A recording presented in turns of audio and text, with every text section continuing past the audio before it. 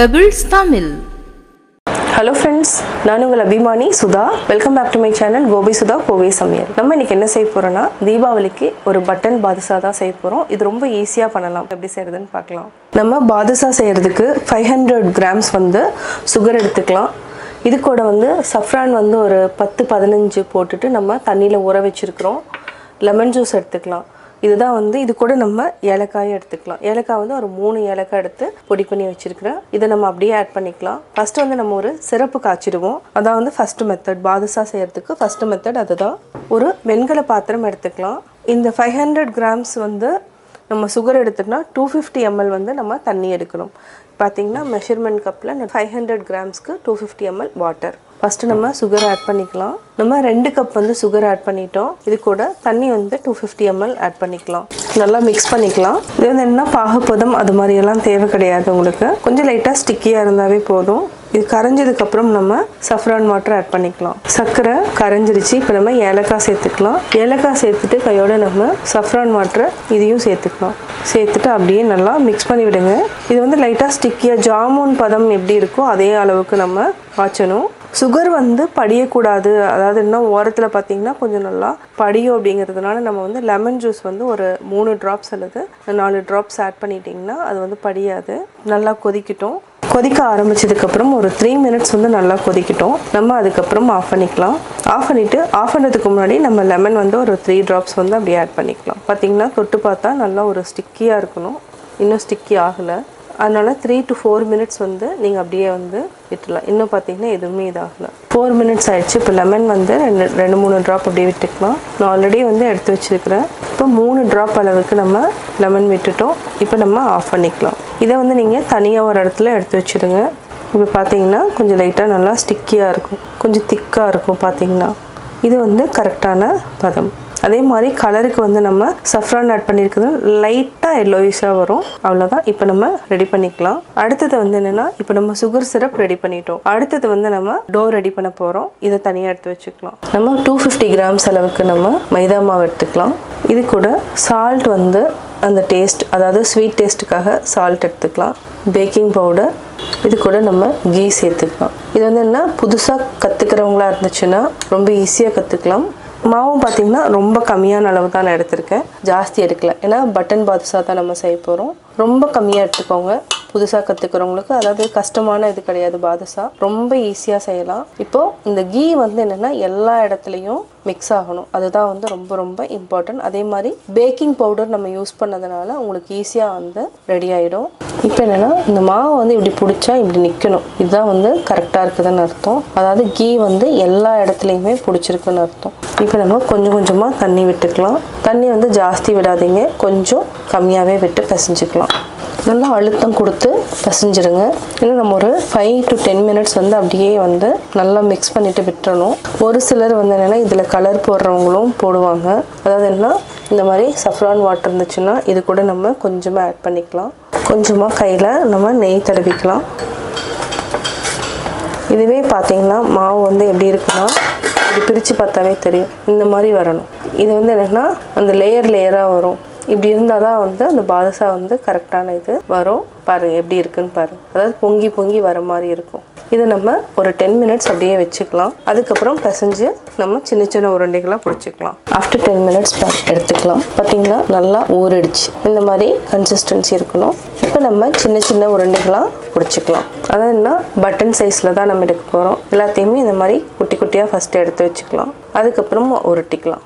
அதாவது உருட்டுறதுக்கு வந்து என்னென்னா ரொம்ப நீங்கள் வந்து என்னென்னா கரெக்டான ஷேப் அப்படி உருட்ட வேண்டாம். சும்மா லைட்டாக மாவு பாருங்கள் எடுக்கிறப்பவே இந்த மாதிரி வரும். ரொம்ப பெருசு போடாதீங்க. சின்னதாக போட்டுக்கலாம்.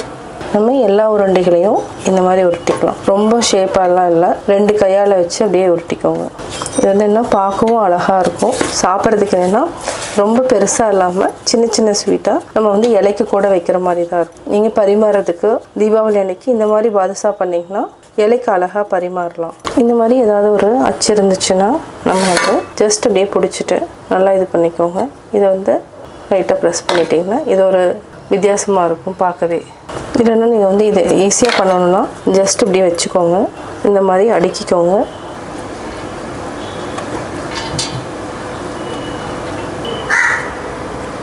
நம்ம ஒரு கடாய் வச்சுக்கலாம். கேஸ் ஆன் பண்ணிக்கலாம். பொரிக்கிறதுக்கு எண்ணெய் ஊற்றிக்கலாம். இதுக்கு வந்து என்னென்னா ரீஃபைண்ட் ஆயில் எடுத்துக்கலாம், இல்லைனா கீ எடுத்துக்கோங்க. இது ரெண்டு தான் நல்லாயிருக்கும். கடலை எண்ணெயெல்லாம் எடுத்திங்கன்னா அந்த பாதுஷானோட டேஸ்ட்டே மாறிடும். இப்போ நம்ம டீப் ஃப்ரை பண்ணிக்கலாம். சிம்மில் வச்சுக்கோங்க, ஹை ஃப்ளேமில் வைக்காதீங்க. இதுவே என்னென்னா கொஞ்சம் வெடிக்க ஆரம்பிக்கும். இது அப்படியே லைட்டாக நம்ம தள்ளிக்கலாம். ஆயில் பார்த்திங்கன்னா நான் கொஞ்சமாக தான் வந்து விட்டுருக்கேன். அதாவது என்னென்னா 300 ml 400 ml இருந்தாலே போதும். இது சிம்மில் வச்சுட்டு நல்லா கோல்டன் கலர் வர வரைக்கும் ஃப்ரை பண்ணி எடுத்துக்கலாம். பார்த்தீங்கன்னா ஓரளவுக்கு வெந்திருக்கு. கொஞ்சம் வெடிப்பாக இருந்தால் தான் நல்லாயிருக்கும் பாதுஷா. இப்போ நம்ம திருப்பி போட்டுக்கலாம். அதுக்கப்புறம் நம்ம திருப்பி விட்டுக்கலாம். நல்லா சிம்மில் வச்சுட்டு ஒரு கோல்டன் ப்ரௌன் வர வரைக்கும் நல்லா அப்படியே ஃப்ரை பண்ணிக்கலாம். பார்த்திங்கன்னா நல்லா கோல்டன் ப்ரௌன் ஆகிடுச்சு. இப்போ நம்ம இதையை வடிச்சிட்டு எண்ணெயை வடிச்சிட்டு இந்த இதில் போட்டுக்கலாம். இதை ஃபஸ்ட்டு நம்ம ஒரு பவுலில் வச்சுக்குவோம். அதுக்கப்புறமா நம்ம சிரப்பில் போட்டு எடுத்துக்கலாம். நம்ம 250 grams அளவுக்கு மாவு எடுத்தோன்னா இதுலேயே பார்த்தீங்கன்னா ஒரு 30 பாதுஷா அளவு வரும். பட்டன் பாதுஷா பெருசாக வந்து போட்டிங்கன்னா மினிமம் வந்து ஒரு 15 பாதுஷாவாவது வரும். பொன்னிறமாக வர வரைக்கும் நம்ம வறுத்து எடுத்துக்கலாம். நல்லா பொன்னிறாயிடுச்சு. இதையும் நம்ம எடுத்துக்கலாம். எடுத்துட்டு நம்ம சிரப்பில் வந்து ஆட் பண்ணிக்கலாம். இப்போ நம்ம ஒன்று ஒன்றா அப்படியே ஆட் பண்ணிக்கலாம். ஒரு 5 minutes வந்து நம்ம நல்லா ஊற வச்சுட்டு அதுக்கப்புறம் எடுத்து தனியாக மாற்றிக்கலாம். நல்லா டிப் பண்ணிக்கோங்க. பாதுஷா பார்த்திங்கன்னா ஒரு 2 minutes to 3 minutes வரைக்கும் நம்ம சர்க்கரை பாகில் ஊற வச்சிட்டிங்கன்னா சூப்பராக இருக்கும். அதே மாதிரி ஒரு ஃப்ளவர் வந்து மேலே வந்து எக்ஸ்போஸ் ஆன மாதிரி இருக்குது. அதுவும் வந்து பார்க்க ரொம்ப நல்லாயிருக்கும். இது மாதிரி ஏதாவது ஒரு அச்சு இருந்துச்சுன்னா, அதாவது க்ளே வந்து நம்ம வாங்குறப்ப இந்த மாதிரி மோல்டு கிடைக்குது, இது மாதிரி வாங்கி வச்சுக்கோங்க. ரொம்ப யூஸ்ஃபுல்லாக இருக்கும். நம்ம நல்லா ஊற வச்சுட்டோம். இப்போ நம்ம பிளேட்டுக்கு மாற்றிக்கலாம். அதே மாதிரி தீபாவளி அன்றைக்கி நீங்கள் சர்வ் பண்ணுறதுக்கு பார்த்திங்கன்னா ரொம்ப நல்லாயிருக்கும், வித்தியாசமாக இருக்கும். இது ஏன்னா சின்னதுங்கிறதுனால டக் டக்குன்னு எடுத்து சாப்பிட்ற மாதிரி தான் இருக்கும். ஜூஸி பட்டன் பாதுஷா தீபாவளி ஸ்பெஷல் ரெடி. நம்ம இன்றைக்கி என்ன செய்ய போகிறோன்னா சக்கர் பாரா, அதாவது மைதா பிஸ்கட்டுன்னு சொல்லலாம். இது வந்து குழந்தைகள்லேருந்து பெரியவங்க வரைக்கும் நிறைய பேத்துக்கு பிடிக்கும். இப்போ எப்படி செய்கிறதுன்னு பார்க்கலாம். நம்ம செய்ய போகிறது சக்கர் பாரா. இதுக்கு வந்து ஒரு 5 ஏலக்காய் எடுத்துக்கலாம். 5 ஏலக்காய் கூட ஒரு 200 grams அளவுக்கு சுகர் போட்டுக்கலாம். அப்படியே ஒரு டேபிள் ஸ்பூன் அப்படியே தனியாக வச்சுருங்க. இதை வந்து நம்ம அரைச்சி எடுத்துகிட்டு வந்துடலாம். இப்போ நம்ம அரைச்ச சுகரை வந்து அப்படியே ஆட் பண்ணிக்கலாம்.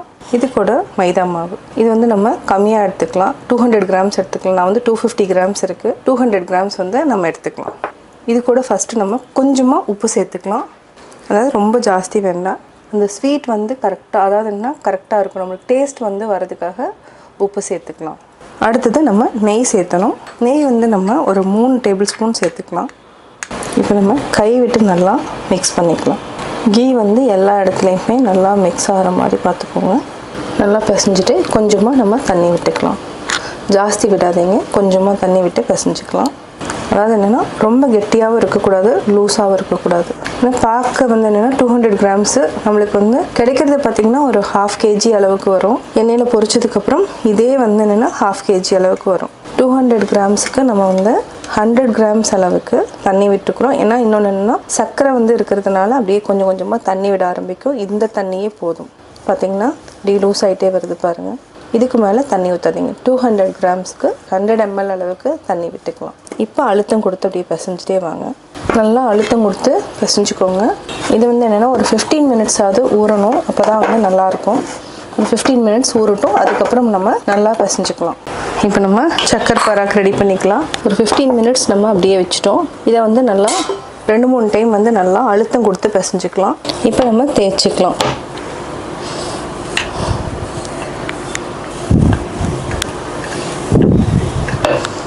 ஆல்மோஸ்ட் பார்த்திங்கன்னா நல்லா ஓரளவுக்கு இந்த சைஸில் நம்ம தேய்ச்சிக்கலாம். இப்போ வந்து நம்ம கட் பண்ணி எடுத்துக்கலாம்.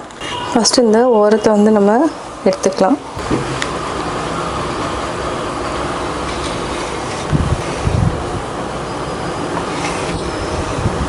நம்ம அப்படியே டைமண்ட் ஷேப்பில் கட் பண்ணிட்டோம்.